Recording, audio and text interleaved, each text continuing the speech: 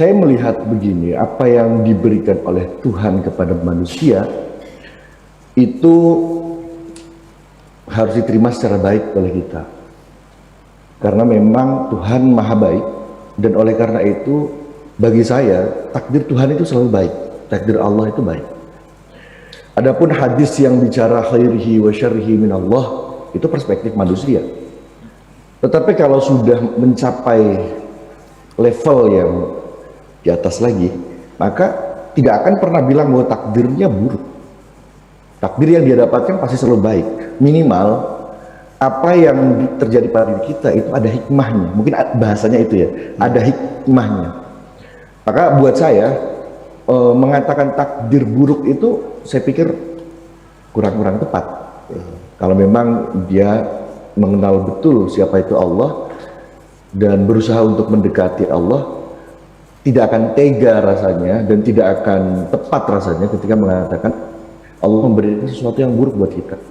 Corona buat orang penjual masker baik dong. Jadi bisa jadi apa yang buruk buat kita baik untuk orang lain, bahkan itu baik untuk diri kita juga gitu. Cuma saya juga melihat apa yang terjadi selama 1 tahun ini ketika adanya pandemi, yang saya sayangkan adalah orang panik, takut dengan adanya wabah corona ini. Padahal kepanikan dan ketakutan itulah yang membuat imunitas kita turun. Dan itu memang watak manusia ya. Sukanya itu dengan adrenalin, sukanya itu yang bisa membuat dia itu terpuaskan rasa kehewanannya gitulah. Jadi ketika ada 10 orang berjalan, ada 1 orang yang kesandung, pasti yang disorot yang tersandung itu gitu. Tidak melihat 9 orang yang lain yang berhasil melewati ujian atau tantangan atau perjalanan itu. 1 orang itu disorot kemudian disebarluaskan dan dibahas di mana-mana begitu. Tidak membahas prestasi 9 orang yang lain. Begitu juga ketika melihat corona ini. Saya beberapa kali menyampaikan ke teman-teman, mungkin bukan bahasanya saya nggak percaya corona, bukan. Tetapi saya melihat corona dengan sudut pandang yang berbeda mungkin. Kita lihat di televisi itu kan setiap hari diberitakan jumlah pasien positif, jumlah pasien yang meninggal, jumlah pasien yang sembuh. Nah, kalau kita lihat dengan seksama, jumlah pasien yang sembuh itu jauh lebih banyak daripada jumlah yang meninggal. Maka ketika orang mengatakan bahwa awas hati-hati kena corona, maka saya akan bilang tenang saja bisa sembuh. Jadi rasa optimis itulah yang kemudian atau sugesti itu yang membuat kita imunitas kita semakin kuat. Jadi tidak takut, tidak panik yang berlebihan sehingga akhirnya kena hujan sedikit aja udah sakit gitu kan. Tetapi dengan optimisme itu, maka kegiatan kita seberapapun beratnya, seberapapun lelahnya, maka kita akan mendapatkan kesehatan yang prima begitu. Dan saya lihat itu yang terjadi pada Buya sebetulnya. Dalam usia 73 itu masih prima saja sampai sekarang. Saya pikir karena optimisme itu ada dalam pikiran Buya. Optimisme, semangat, kemudian tidak putus asa, itu saya yakin ada pada diri Buya. Nah, itulah yang kemudian tertular pada diri saya, Buya. Dan saya melihat hidup ini secara optimis, melihat corona juga secara optimis, bahwa kalaupun kena, na'udzubillah, saya bisa sembuh gitu. Jadi tidak menjadi sesuatu yang menghantui dan menghambat pikiran dan kemudian aktivitas saya sehari-hari. Nah, kemudian tentang wal kadhiminal ghaidh. Ini saya sepakat bahwa ciri orang bertakwa diantaranya adalah menahan ghaidh. Dan ghaidh itu berbeda dengan ghadab. Buya pasti sangat paham dengan perbedaan bahasa ini ya, linguistik. Ghaidh itu sesuatu yang unek-unek dalam hati, itu ghaidh. Dan kemudian kalau dikeluarkan dengan lisan, kalau dikeluarkan dengan perbuatan, itu namanya ghadab. Dan itu bisa memicu pertengkaran, bisa memecah belah. Nah, orang yang menahan ghaidhnya itu pasti orang yang menghindari perselisihan, orang yang darul mafasid seperti itu. Dan saya yakin semua pertengkaran, perkelahian itu gara-gara ghaidhnya dikeluarkan dalam bentuk ghadab itu. Nah, dan juga dalam artian Setiap orang pasti punya ghaib, tergantung bagaimana kemudian mengelolanya. Ada yang mungkin cara menyampaikannya dengan cara Abu Bakar, ada mungkin dengan cara Umar bin Khattab, ada mungkin dengan cara yang lain begitu dalam mengeluarkan ghaibnya itu. Nah, untuk kita, saya pikir menahan ghaib itu adalah cara yang paling tepat, apalagi dalam dunia maya ini. Mengungkapkannya dengan tulisan-tulisan sebagai netizen itu pun adalah ghadab, saya pikir. Caci maki jadi isinya gitu ya, di media sosial, di media televisi, di media cetak, itu isinya caci maki. Jadi gara-gara mereka tidak menahan ghaibnya, artinya ghadabnya itu diumbar begitu. Maka saya sepakat dengan apa yang Buya sampaikan, bahwa kita harus menahan ghaib itu supaya semua terciptalah kedamaian seperti itu. Ya mungkin itu saja, dan saya agak terdistract dengan putrinya Bang Charlie tadi, Asmaraca Manunggaling Kaula Gusti. Ini mantap, ini baru tahu ini seorang penyanyi musisi ternyata nama putranya itu seperti namanya dari keraton Kanoman atau Kasepuhan gitu. Mantap lah. Terima kasih, itu saja. Assalamualaikum warahmatullahi wabarakatuh. Waalaikumsalam warahmatullahi wabarakatuh. Terima kasih untuk Mas Cidni dari Cirebon. Saya kira untuk yang pertama saya beri waktu dulu untuk Kiai Haji Budi Harjono untuk menanggapi ini, Bu ya. Budi. Ya. Pak Kiai, Assalamualaikum. Pak Kiai Budi. Untuk menanggapi apa yang tadi disampaikan oleh Mas Cidni tentang takdir itu selalu baik. Jadi tidak ada takdir yang buruk karena Allah Maha Baik. Silakan Pak Kiai.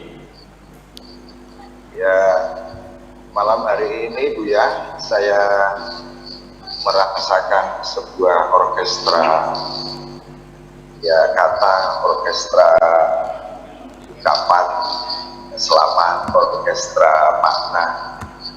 Jadi melodi hidup Buya ini sebuah simfoni yang indah saya rasakan.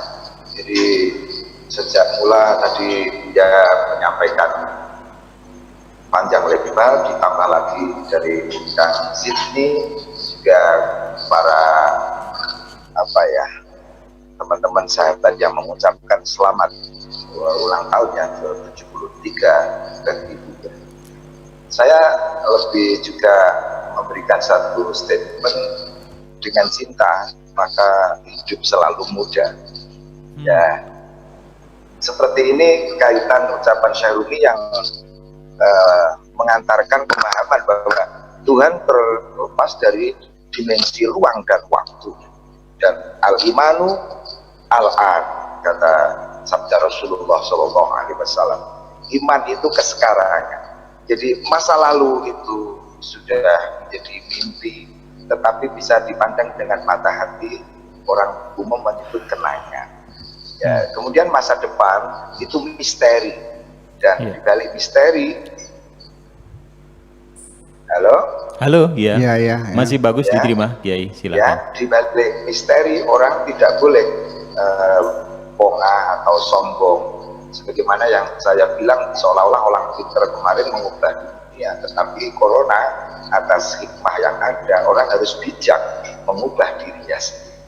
Dan di sini saya memberikan komentar tentang kehidupan Buya ini, dan dengan cinta hidup selalu muda.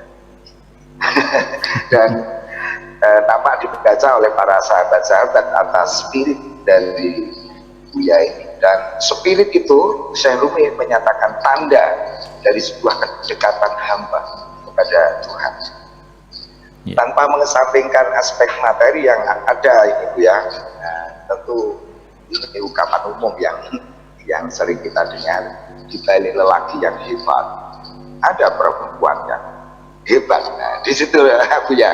Baik. Dan ini di balik ulang tahun penjenengan, bolehkah ini ada persembahan sebuah lagu dari puisinya Gusmos, tetapi ya 2 menit ini dilakukan oleh anak saya untuk diangkat ke para pemirsa di mana. Iya. Silakan. Seorang istri, ya, seorang istri yang begitu setia seperti ibunya Buya tadi. Sama dengan ibu, ditinggal mati ayah usia 30 membesarkan anak 6, sehingga dibalik derita seperti itu melahirkan ketercerahan, melahirkan sebuah ya semacam goresan yang kata para sufi itu goresan hidup, melahirkan keterjagaan hati. Dan ini untuk mengenang jasa yang indah dari Ibu Nyai Syakur dan juga ibu dari Ibu Syakur yang begitu indah tadi. Iya. Silakan Gus. Ini puisinya Gus Mus. Semoga panjang umur juga kan Gus Mus, bagaimana Buya.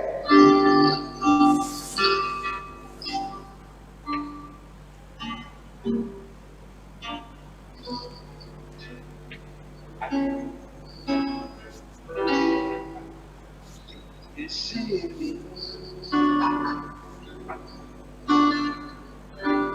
sidik jarimu ada di mana-mana,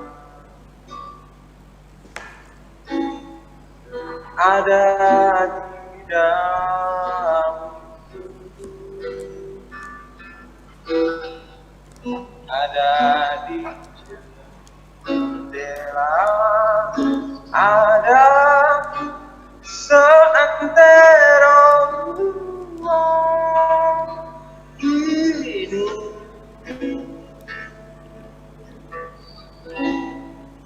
Maka alibimu tak bisa diterima, kau tak mungkin di tempat lain. Maka alibimu tak bisa diterima, kau tak mungkin di tempat lain, di tempat lain.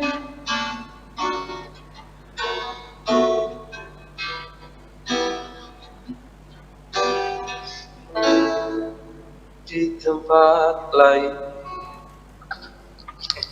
Iya, luar biasa. Terima kasih Gus. Saya memandang ya punya padat tangan di mana-mana. Sidik jari itu atas kesaksian cinta. Sidik jari. Ya itu respon saya terhadap orkestra malam hari ini dari berbagai ragam yang tersaksikan, dan inilah yang dibutuhkan, keberagaman dalam kesekarangan. Di mana melalui jalur cinta maka agama akan hadir membumi. Sebagaimana Buya tadi menyebut bahwa surga itu tidak harus besok, tapi bisa dirasakan sekarang. Wujudnya adalah harmoni. Kalau itu hadisnya kan wujudnya adalah rukun. Kalau orang Jawa bilang rukun, damai, harmoni gitu. Dan itu banyak jenis-jenis. Rasulullah menyatakan yang bisa dirasakan sekarang. Neraka juga sama kan Bu ya. Yang bisa dirasakan sekarang adalah bentuk bentrok, tidak damai, dan bahkan ego yang bertentangan dalam diri adalah awal ketidakbahagiaan. Ya, monggo. Ini sebagai Terima kasih untuk Kiai Haji Budi Harjono. Iya Bu ya, menanggapi masih dari Pak Kang Zidni tadi tentang daktir itu selalu baik dan karena Allah itu maha baik. Silakan Bu ya. Ini kita melihatnya dari sisi peradaban. Iya. Isu tentang takdir itu kan sejak zaman Nabi masih hidup. Iya. Tetapi respon para sahabat sepertinya diabaikan saja, pokoknya apa adanya lah. Mereka jalani aja, ya. Tetapi setelah 200 tahun kemudian, ketika bangsa Arab itu sebagai pengawal utama peradaban yang dibangun oleh Kanjeng Nabi Muhammad, di abad kedua itu di situ bersentuhan dengan peradaban-peradaban lain. Yeah. dari sisi akidah dengan orang India, dari sisi keilmuan dengan orang Persia, orang Turki, sisi filsafat dengan orang-orang Yunani, peradaban tentang pemerintahan dan sebagainya dengan Roma, Mesir dan sebagainya. Di situ terjadi pergulatan peradaban, sehingga yang tadinya tidak dilihat menjadi masalah menjadi masalah takdir ini. Nah, sehingga terjadilah di situ persepsi-persepsi yang berseberangan dan berbeda-beda tentang takdir itu. Kalau Mu'tazilah sejak awal menolak keras adanya takdir itu, karena apabila takdir itu ada berarti Tuhan tidak adil. Ini kaum rasionalis. Saya ingin sebelum saya bicara panjang-panjang mau saya tanda kutip dulu atau garis bawah sebagai catatan kaki. Saya tidak pernah menyalahkan siapapun. Ya, ini sebagai menyampaikan pendapat mereka dengan tidak menyalahkan siapapun. Sulit bagi saya untuk menyalahkan orang lain itu. Mu'tazilah itu adalah kaum rasionalis yang menolak takdir dengan alasan mereka membela keadilan Tuhan. Tidak mungkin Tuhan itu durjana, tidak mungkin Tuhan itu jahat, tidak mungkin Tuhan tidak adil, pasti adil. Nah, ketika takdir itu ditetapkan menjadi kepastian tentang perjalanan hidup kita, iman kita, kafir kita, selamat kita, cilaka kita, semuanya telah ditentukan. Lalu apalah artinya Tuhan menyuruh kita dan melarang kita? Apalah artinya Allah menyuruh kita beriman tapi Allah sudah menentukan kekufuran kita? Bagaimana Allah menyuruh kita untuk berbahagia, Allah sudah menentukan kita sengsara? Nah, sehingga orang Mu'tazilah secara jelas menolak tidak ada takdir. Itu logikanya. Jadi ketika nasib itu sudah ditentukan oleh Tuhan, maka ketika Tuhan memerintahkan apapun dengan tidak diberi kebebasan kita untuk melaksanakannya, itu kezaliman. Seperti halnya Pak Afkar diikat kakinya, diikat tangannya, lalu dilemparkan ke tengah lautan, lalu diperintahkan jangan tenggelam. Jadi apalah artinya perintah atau larangan jangan tenggelam ketika tangan dan kaki diikat? Jadi supaya Allah itu adil di hati kita, ya Allah harus memberikan kebebasan manusia untuk memilih. Namanya hurriyatul ikhtiyar, atau dengan istilah self determination. Hurriyatul ikhtiyar, kebebasan memilih. Sehingga ketika Allah menyuruh, ketika orang itu tidak melaksanakan, wajar mendapat dosa. Ketika Allah melarang lalu dia melanggar, wajar dia mendapat dosa. Ketika Allah melarang dia tinggalkan, wajar dapat pahala karena ada kebebasan di situ. Begitulah kira-kira. Sekelompok lagi menerima seutuhnya, bahkan sampai apapun yang kita gerakkan itu langsung diciptakan oleh Allah. Dalilnya ada. Di samping dalil daun kering pun tidak akan jatuh ke bumi tanpa izin Allah. Gerak hati kita, gerakan kita, denyut nadi kita, itu semuanya dicipta oleh Allah. Wallahu khalaqakum wa ma taf'alun. Itu golongan Jabariyah, ada. Dalilnya penuh sekali. Wa ma yasha'una illa an yasha Allah. Sampai berkehendak pun kita itu berkehendak karena digerakkan oleh Allah untuk berkehendak. Itu dalilnya juga ada. Mu'tazilah juga ada dalilnya. Nah, ahli sunnah wal jamaah gimana? Teorinya supaya netral gitu. Nanti ada teori, ada qada mubram, ada qada ghairu mubram. Nah, ketika ada qada mubram ghairu mubram, tidak ada yang pasti tidak bisa direvisi, ada yang pasti tapi bisa direvisi. Nah ini nanti bagi selera saya melihatnya. Jadi orang kalau dalam berbisnisnya itu selalu sukses,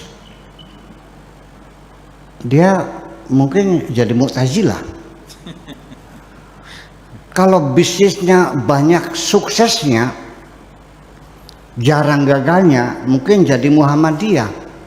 Kalau yang 50-50, separuh gagal separuh berhasil, mungkin jadi NU. Berselera, ideologi besar seperti itu. Nah, tetapi sekalipun demikian, kita tidak bisa menihilkan, tidak bisa memejam mata. Ini teks-teks agamanya ada.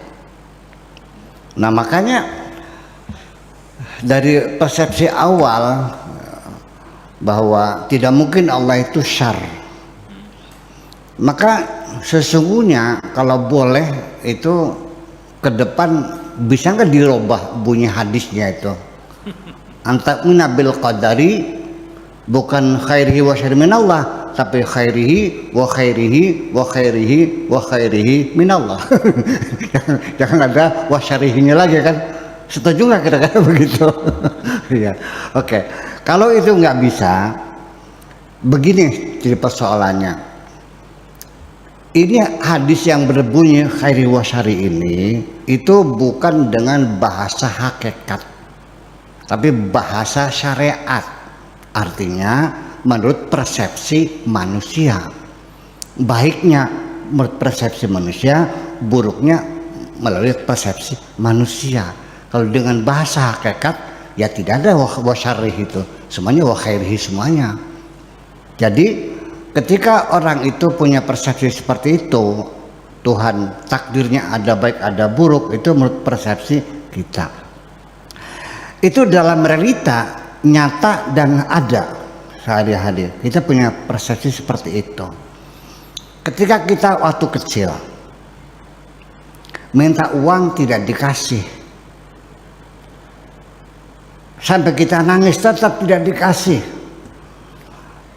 padahal kita waktu itu ingin minta uang tetap tidak dikasih, karena ketika itu kita sedang sakit batuk dan uang itu untuk beli es. Ibu sayang nggak sama anaknya? Kenapa nggak dikasih? Sakit tambah. Saking sayangnya. Kan ini anak lagi batuk, dikasih uang beli es, dia tambah parah batuknya. Maka kita pun akhirnya ketika kita dikatakan Allah itu kejam, ya berarti jiwa kita masih anak-anak. Kalau kita sudah paham, tidak mungkin Allah kejam dong. Allah pasti sayang sama kita. Jadi ketika Allah tidak memberi, itu karena sayangnya Allah, karena Allah yang lebih tahu. Makanya begini, mintalah kepada Tuhanmu berdasarkan ilmunya Allah, bukan berdasarkan ilmumu. Yang tahu baik dan buruknya ketika dikabulkan, baik dan buruknya ketika tidak dikabulkan, hanya Allah yang tahu. Tetapi semuanya itu kembali lagi kepada kita. Ada dua kemungkinan, apakah engkau husnudzon kepada Tuhanmu ataukah suudzon kepada Tuhanmu. Kesimpulan saya terakhir, yang menyebabkan hidupmu selalu menderita adalah karena engkau selalu suudzon kepada Tuhanmu. Maka